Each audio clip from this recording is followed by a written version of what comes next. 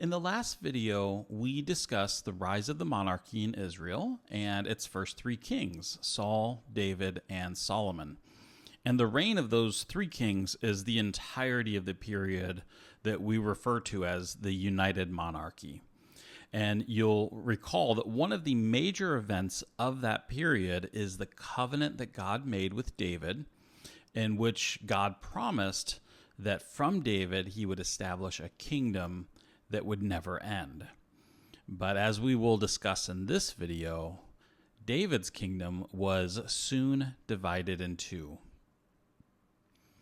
After Solomon died, the throne went to his son Rehoboam. As Solomon had amassed extreme wealth, both through his trade relations and through his heavy taxes on the people of Israel.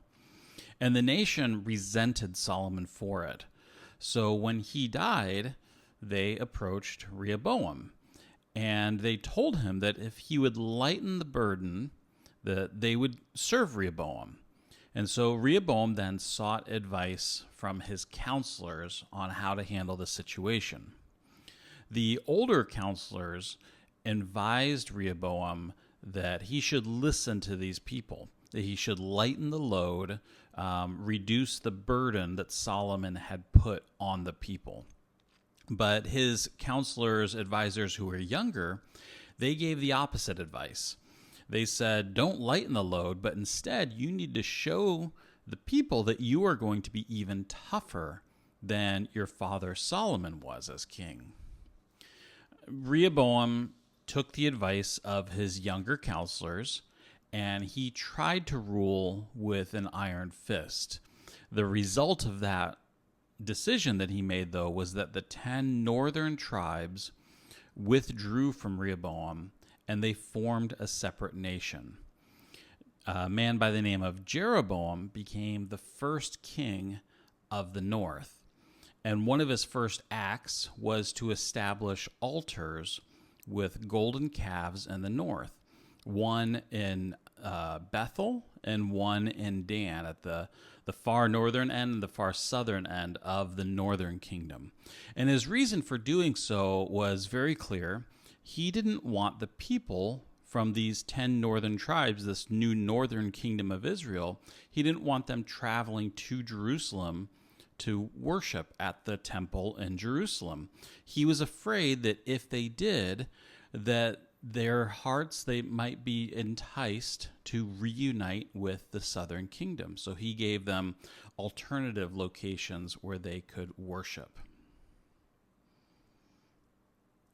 Now, both the northern and southern kingdoms had 20 kings, although there was considerably more stability in the south. All the kings of the south were from a single dynasty, the one established by David. And that dynasty continued to the year 586 when Jerusalem was destroyed and the nation was exiled. Although most of the kings of Judah were pronounced evil, there were a handful that the Bible says that they did right in the eyes of the Lord. And usually they were held up to David as the standard. He was the standard that kings were measured by. The 20 kings of the northern kingdom were from 10 separate dynasties. Often these kings were murdered by political rivals, and it just created a much less stable monarchy. They had the same total number of kings as Judah. Judah is the southern kingdom, Israel is the northern kingdom. They had the same number in the north as they did in the south, although it was over a much shorter time period. Their kingdom ended in the year 722 BCE, when Samaria was destroyed by the Assyrians. This period of the divided monarchy is also the time when we see the greatest activity from the prophets. In the book of Kings, we have biographical stories about two of those prophets, Elijah and Elisha. These prophets were active in the northern kingdom. That's where they were located, the northern kingdom of Israel. And the majority of their activity was confronting sin and idolatry in the nation, especially among the rulers. These two prophets are part of a long tradition of prophets that goes all the way back to the time of Moses. We see it going all the way back there. During the period of the monarchy, though, we start to see them play more of a central role in the nations. The prophets, they really had several roles that they played. One of the most prominent was as an advisor to the king. We saw that with David and the prophet Nathan. And especially in this advisory role to the king, they were calling the kings and the people to return to God and be faithful to their covenant with him.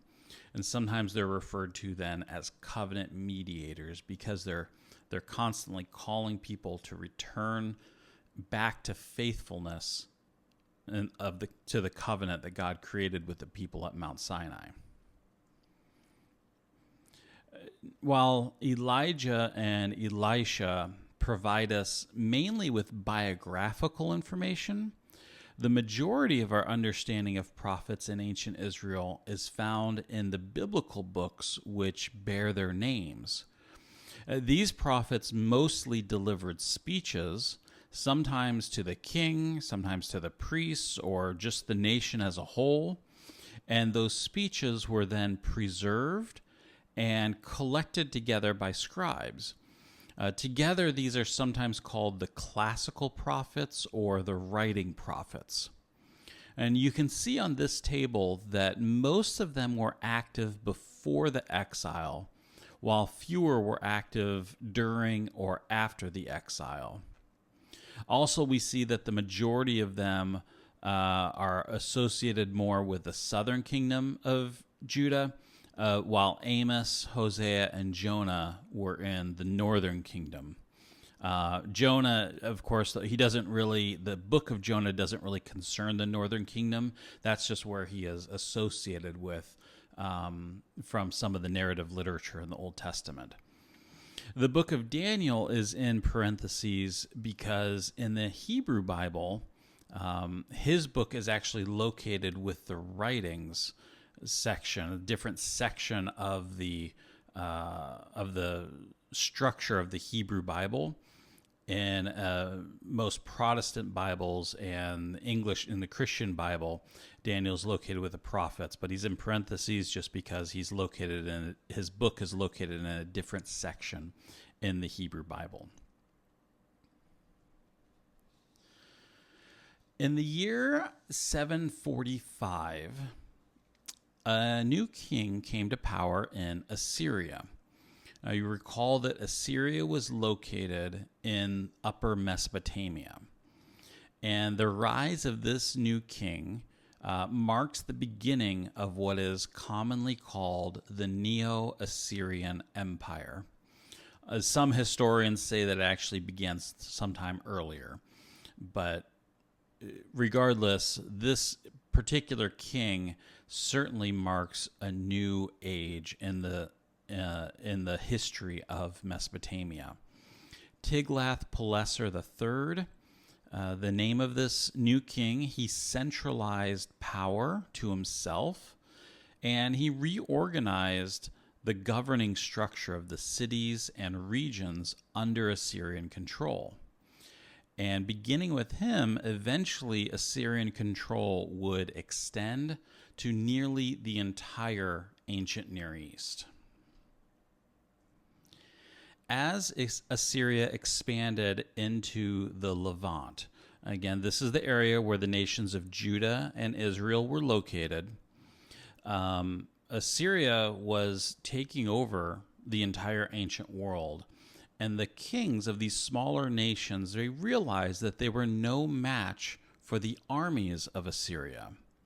Now, in years past, they had been able to successfully remain independent by joining their armies together into an alliance.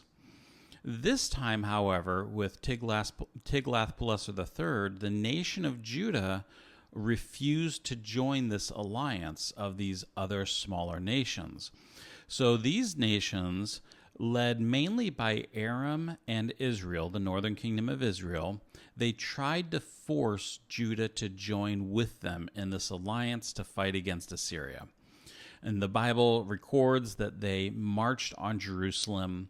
They wanted to kill the king, who was named Ahaz, and to install a new puppet king, one that they could force to join their coalition, to join this alliance. Now, in response to this threat, Ahaz, the king of Judah, he should have put his faith in God to deliver him, as he was being threatened to be killed by these other smaller nations. And that is exactly what the prophet Isaiah urged Ahaz to do. Instead, however, Ahaz was not a righteous king. He was very evil and wicked. He writes directly to Assyria and asks for Assyria to help save the nation of Judah from Israel and Aram. And this act, doing so, Ahaz was essentially making the nation of Judah into a vassal of Assyria. This action would cost Judah its freedom, but it would spare Ahaz his life.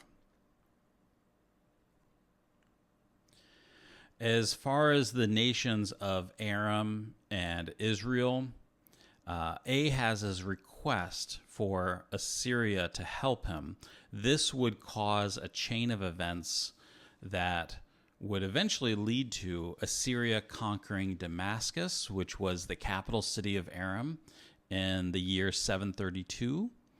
And then, not long after that, in the year 722, Assyria conquered Israel. And when he conquers Israel, destroys Samaria, that effectively ends the northern kingdom of Israel. After that point, they are done as a nation. This is a map showing the extent of the Assyrian Empire at this time. Assyria developed a policy of forced migrations. And what they would do is nations who they conquered were relocated and sent into exile, and then other people who they conquered would then be moved onto their land. And what they were trying to do is as they mixed people up in this way, they wanted the people to intermarry, and this would hopefully, for the Assyrians, cause them to lose their sense of national identity. And this was a significant part of their strategy to maintain power. The solid red line that you see on this map that leads out from Samaria, it shows the migration, the forced exile of the Israelites who had been conquered by Assyria. And the dotted red line leading into Samaria represents those other conquered people who were then relocated onto the land of Israel. With the destruction of the northern kingdom of Israel, we're now going to focus on significant developments in the southern kingdom of Judah. Now, as we had just mentioned, Judah at this point now is under Assyrian control. They are somewhat independent. The king has survived, but because of the actions of Ahaz, who appealed to Assyria to save him from his neighbors instead of putting his trust and faith in God to deliver him, this brought the nation under Assyrian control, and they weren't truly free. Now, his son, Ahaz's son, Hezekiah, attempted to free Judah from this domination. And remember, Assyria would demand heavy taxes and tribute from those nations that were under their control. That wasn't a live and let live policy, but it was a very heavy burden that Judah was paying. There was a transition, however, in Assyria. One king died, and there was a new king came and ruled in his place. And Hezekiah took that as an opportunity to withhold the tribute that the nation was supposed to send every year to Assyria. In 2 Kings, this is recorded. It just simply reads that Hezekiah rebelled against the king of Assyria. And what that means is he did not send in the taxes that he was supposed to. Assyria responded to this swiftly and with a really strong show of power and strength. Other nations, such as Babylon, they also tried to revolt at the same time when there was this change in leadership. And Assyria, they did not only stop those rebellions, but they sent a very strong message in doing so. The Assyrian army marched against Judah. They conquered many of its fortified cities, military strongholds. And the image that you actually see on this slide is part of the Assyrian record of the army conquering the city of Lachish, which is a military stronghold that was near Jerusalem. Hezekiah was a righteous king, unlike Ahaz, his father. Hezekiah was a righteous king, and he turned to God to rescue the nation from the armies of Assyria. And the end result, although they suffered heavy losses, the nation was ultimately saved through God's miraculous intervention. Now, in addition to this very dramatic event in Hezekiah's time, the king Hezekiah, he also engaged in a number of building projects and other activities that really served to centralize Judah's power in Jerusalem. Hezekiah's son and successor, Manasseh, had an exceptionally long reign of 55 years. Now, as good as Hezekiah was, and Hezekiah was one of the most righteous kings in the history of Judah, Manasseh was one of the most evil kings in Judah's history. During his reign, idolatry was rampant throughout the southern kingdom. And two particular practices deserve special mention. And the first is that under Manasseh, he practiced and allowed child sacrifice to flourish. And we need to remember that child sacrifice was highlighted as one of the reasons for God's judgment against the Canaanites when he gave the land to Israel and the conquest. One of the reasons for God giving the land to Israel was it was an act of judgment against the Canaanites for this practice that Manasseh participated in. The second thing that deserves special mention is that Manasseh placed idols in the temple itself. Now, of course, many other kings practiced idolatry, but this represents a significant development. When most people practiced idolatry, they did not stop worshiping Yahweh. In their minds, Yahweh was still the national God. He was the main God of the nation. They were just adding in the worship of these other gods, which was a violation of God's law that he gave at Mount Sinai in the covenant. But by placing idols within the temple, Manasseh was actually going a step further, effectively elevating another god to the same status as Yahweh as a national god, if not just replacing him altogether. Commenting on Manasseh, the book of Kings says that under his rule, the nation became even more evil than the Canaanites. And that is a very serious indictment against the king Manasseh.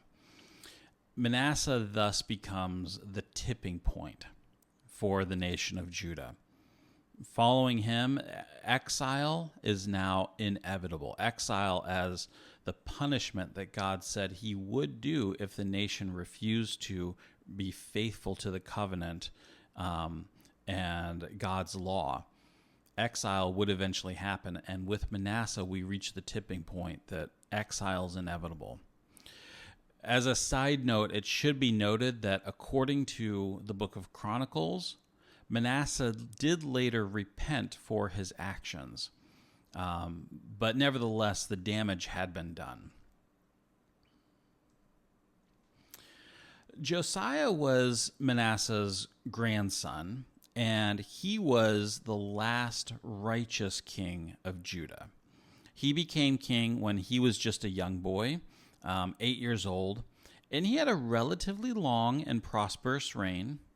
In his 18th year as king, Josiah initiated repairs to be made to the temple in Jerusalem. It was in need of a repair, and during that process, it is reported that the book of the law was found in the temple. And many people believe that the book which was recovered was actually a copy of the book of Deuteronomy or something very similar to it. But when this book was read to Josiah, it was discovered in the temple during these repairs, read out loud to Josiah. When he heard it, he realized how far the nation had strayed from God through their idolatry and other practices. And so then Josiah institutes widespread reforms to the nation. And the book of Kings comments on Josiah that no other king had ever turned to Yahweh with all his heart, soul, and might. No one had ever turned to God like this before. And that language, turning to God with all his heart, soul, and might, should remind us of God's command in Deuteronomy that the people are to love the Lord with all their heart, soul, and strength. So Josiah was fulfilling this command. He was turning to God with all his heart, soul, and strength. Meanwhile, though, while Josiah was king and really one of the best kings in the history of Judah, there were significant developments happening on the international stage. Assyria had long been the dominant superpower. They were the ones responsible for the destruction of the northern kingdom of Israel, but their hold on the ancient Near East had finally begun to weaken. And in the year 626, just a few years before the book of the law was rediscovered, Babylon managed to gain their independence from Assyria. And that's a significant development. In the year 612, Babylon would actually attack Nineveh, which at this point was the capital of the nation of Assyria. So they gained independence first, and now Babylon is actually attacking Assyria. Ashur-uballit II, this was the last king of Assyria. He flees from Nineveh and heads to the ancient city of Haran. This is the same city, Haran, where Abraham had sojourned all the way back in Genesis. So the last king of Assyria, he goes to Haran, and he tries to protect himself there. Babylon lays siege to Haran and surrounds it with their troops. Now, what happens then is Assyria forms an alliance with Egypt to fight against their common enemy of Babylon.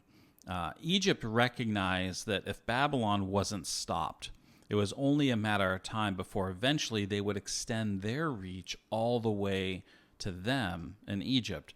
And so they had an interest to support Assyria to stop the Babylonians from taking over the ancient Near East. Josiah plays a significant role at this time period. Now, Judah had long been under Assyrian control, and they probably welcomed the idea that the Assyrians might be defeated by the Babylonians in Haran. And when Egypt moved their army, they had to go through Judah to join the Assyrians. Josiah went out to intercept them at Megiddo.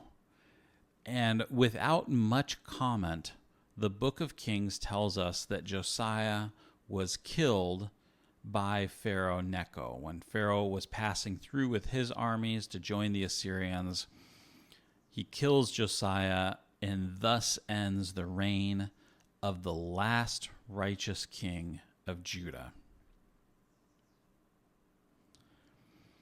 Babylon would eventually defeat both Assyria and Egypt. Their empire would then expand across the ancient Near East, including Judah. There were some efforts to resist Babylonian rule in Judah, but these efforts ended up just being futile. Two dates deserve special mention. The first is that in 598, thousands of Judeans were exiled to Babylon. At this time, this is actually when the prophet Ezekiel, who was a prophet of the exile, he was included among those deported to Babylon in 598. The next major event occurred in the year 586. This was the destruction of Jerusalem and the temple by the Babylonians. The entire nation at this point was then taken into exile to Babylon. Only the very, very poorest of the people remained in the land. But this was the end of the nation of Judah as far as they were concerned. This is the end, marks the end of the monarchy, the end of David's dynasty. To say that this created a crisis of faith for Judah would be an understatement. They had always, even through centuries of idolatry and warnings from the prophets, they believed that they were Yahweh's chosen people and that he would never allow the temple to be destroyed and the people exiled. And yet, we end this period of the divided monarchy, this period of Israel's history, in Babylon, with no king on the throne of David.